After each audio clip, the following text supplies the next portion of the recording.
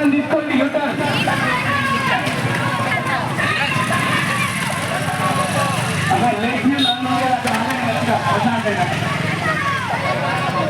వాళ్ళు కూడా ప్రతి ఒక్కరు ఇక్కడ సమస్య ఏంటంటే మనకి రోడ్లు అనేది గుంతల రోడ్లు ఉండడం వల్ల యాక్సిడెంట్స్ అయిపోయి ఈరోజు చూసుకుంటే ఫ్యామిలీలు బయటికి వచ్చారంటే మళ్ళీ ఇంటికి వెళ్ళగలుగుతారా లేదా అనే భయం భ్రాంతులతోని గురవుతుంది. సో అలాంటి పరిస్థితి, రోడ్ల పరిస్థితి ఈ కాంగ్రెస్ ప్రభుత్వం వచ్చి రేవంత్ రెడ్డి గారు వచ్చేసి నేను గత ప్రభుత్వం ఏం చేయలేదు, ఇప్పుడు మేము చేస్తాము అని చెప్పేసి హామీ ఇచ్చేసి ఒక మేనిఫెస్టో తీసుకొచ్చేసి అట్లీస్ట్ ఒక రోడ్స్ కూడా మనం ఫస్ట్ బయటికి వస్తే పని కోసం రావాలి అంటే రోడ్డు మీదకి రావాల్సింది.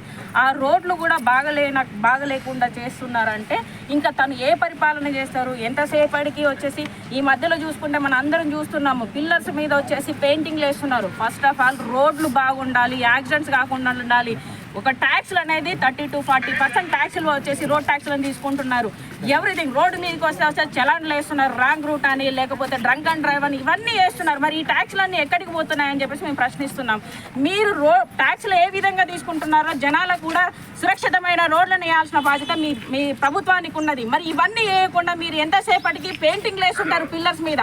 ఫస్ట్ ఆఫ్ ఆల్ మీరు సుందరీకరణ చేయండి, ఎవరు వద్దనలేదు, కానీ మాకు సురక్షితమైన రోడ్లను వచ్చేసి ఫస్ట్ కల్పించిన తర్వాత మిగతా పనులకు వచ్చేసి మీరు పైసలు దానికి పెట్టాల్సిందిగా మేము ఫస్ట్ ఆమ్ ఆద్మీ పార్టీ నుంచి డిమాండ్ చేస్తున్నాం. అదే విధంగా వచ్చేసి ఈ రోజు పేపర్లు చూస్తుంటే ఎన్ని తెలంగాణలో ముందుగా 10 స్థానాలలో చూసుకుంటే అది నెంబర్ 1గా ఉన్నది. ఇప్పుడు అంత యాక్సిడెంట్ జరుగుతున్నాయి.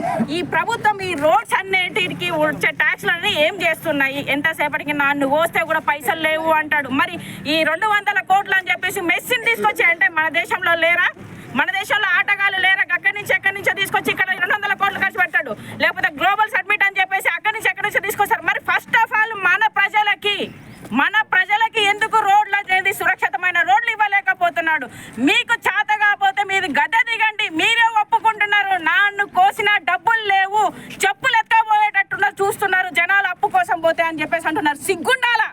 సిగ్గుండాలి ఈ మాట మాట్లాడడానికి. ఒక సీఎంగా పదవిలో ఉండి నువ్వు ఈ మాట మాట్లాడడానికి.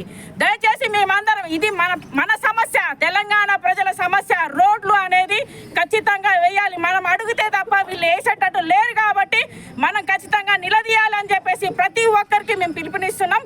ఇక మీద ఆమ్ ఆద్మీ పార్టీ ఖచ్చితంగా ప్రతి గల్లీలలో వచ్చేసి ప్రతి జిల్లాలలో కూడా వచ్చేసి ఈ పార్టీని 2K వాక్ను వచ్చేసి మేము ప్రతి దగ్గర పెడుతూనే ఉంటామని చెప్పేసి ఈ సభాముఖంగా తెలియజేస్తున్నాం.